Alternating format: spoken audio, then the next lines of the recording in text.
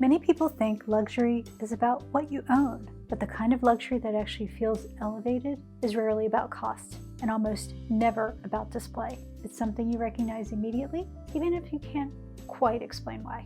Today, I want to talk about the quiet signal of luxury most people miss and how it shows up in everyday life. Welcome back to Gracefully Lori. I'm Lori. This channel is for women who want to live with intention, refinement, and quiet confidence, not by doing more, but by understanding what truly elevates how life feels. When luxury is misunderstood, it often gets reduced to price or appearance. But real luxury is perceived before it's explained. And once you understand what you're responding to, you can live it intentionally without needing to spend your way there. In this video, we're going to look at 5 characteristics that consistently show up when something feels genuinely luxurious. Whether it's a home, a wardrobe, a schedule, or the way choices are made. I'll walk you through them one by one, and then we'll bring them together at the end to show you how to create this powerful signal.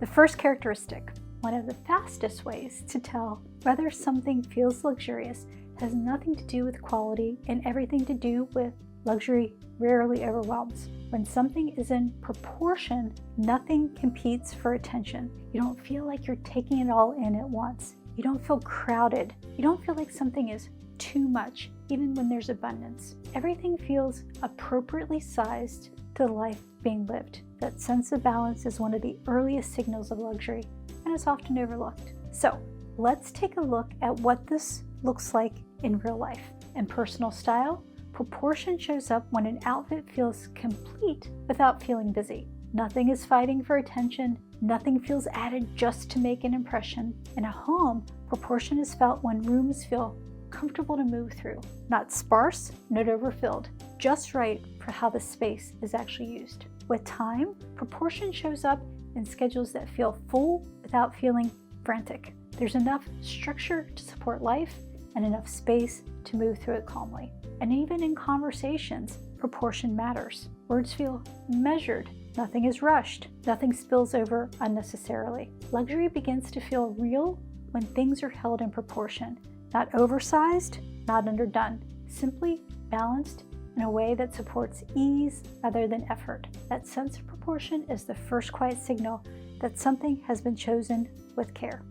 The second characteristic, something can be beautiful, well-made, and even impressive, and still not quite right. Luxury isn't about quality, it's about fit. When something fits, it works with your life instead of competing with it. You don't have to adjust yourself to accommodate it, you don't have to perform around it, and you don't have to justify why it's there. It simply belongs. That sense of ease is often what people are responding to when they say something feels luxurious, even if they don't have the language for it. So what does this look like in real life? In personal style, fit shows up when you choose between pieces that would all work well, and you select the one that supports how you actually move through your day.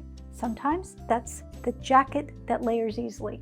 Sometimes it's the shoe you can best walk in comfortably. Sometimes it's the scarf that quietly ties several outfits together. The choice isn't about trend. It's about how well something lives alongside everything else. In the home, fit is felt when spaces reflect real rhythms. Furniture supports how the room is used. Lighting is where you need it. Nothing asks you to rearrange your life to make it look right. With time and commitments, fit shows up as choosing what aligns with your actual life. A schedule that works at one time in your life may not work in another. Luxury here is allowing choices to shift without treating that change as failure. When things fit, they disappear into the background of your life in the best possible way. They support, they simplify, they don't call attention to themselves. The third characteristic, luxury has a feeling that's easy to miss because it doesn't demand anything from you. It doesn't rush you, and it doesn't require effort to engage with.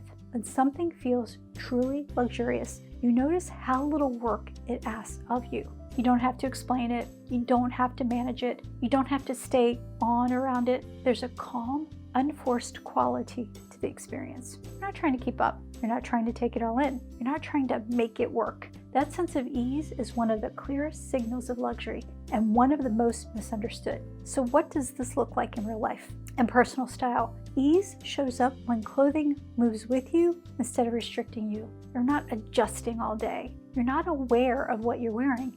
It supports your presence rather than distracting from it. In the home, ease is felt when spaces function naturally. You don't have to think about where things go. You don't have to navigate around unnecessary obstacles. Life flows without friction. With time, ease shows up when your schedule allows you to arrive where you are instead of feeling pulled ahead of the next thing. Transitions aren't frantic, there's room to settle. And in conversations, ease appears as comfort with silence. You don't rush to fill space. You don't over-clarify.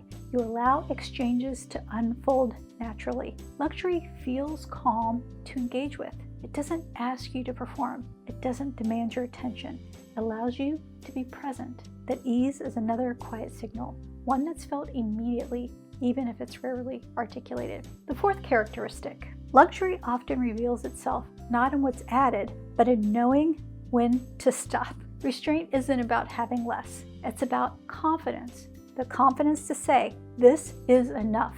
When restraint is present, nothing feels crowded. Nothing feels excessive. Nothing feels like it's trying to prove something. There's a sense of composure that comes from choosing intentionally rather than taking everything available. In style, restraint shows up when an outfit doesn't try to do everything at once. Pieces work together. No single element dominates. That's clarity instead of competition. In the home, restraint appears when spaces are allowed to breathe. Not empty, just complete. You sense that things were chosen, not accumulated. With time, restraint is felt when commitments are made thoughtfully. Not every invitation is accepted. Not every opportunity is pursued. And there's no need to explain why. In everyday choices, restraint often means trusting your first settled answer instead of reopening decisions out of habit or pressure. Restraint allows luxury to feel grounded rather than overwhelming. It creates space, not through limitation, but through assurance. That quiet confidence is another signal of luxury that rarely announces itself. The fifth characteristic. One of the most overlooked signals of luxury is how something ends. When luxury is present, choices don't linger. They're made, they settle, and they don't need to be revisited over and over again. There's a sense of completion, not rigidity, but calm finality. You trust the choice you made, and you move forward without dragging it behind you. So, what does this look like in real life? In decisions, quiet finality shows up when you stop explaining your choices to others and to yourself. You don't rehearse alternatives. You don't justify after the fact. You allow the decision to stand. In routines, it appears as rhythms that feel settled. You're not constantly adjusting, tweaking, or questioning. In conversations, finality looks like knowing when something has been said and allowing it to land without overworking it. Luxury carries a sense of closure. Not abrupt, not dramatic, just complete. So, how do these 5 characteristics come together into that powerful signal? Well, proportion, fit, ease, restraint, quiet finality. These characteristics tend to appear together whenever something feels genuinely luxurious. They aren't separate techniques, and they aren't rules. They're expressions of one underlying ability, discernment. Discernment is what allows luxury to feel calm instead of crowded, elegant instead of impressive, and settled instead of striving. This is where luxury and grace meet as a way of handling life with intention. When you begin to recognize these signals, luxury stops feeling distant or exclusive. It becomes something you can notice, practice, and live in how you choose, how you shape your days, and how you move through the world. So, which of these characteristics stood out most to you?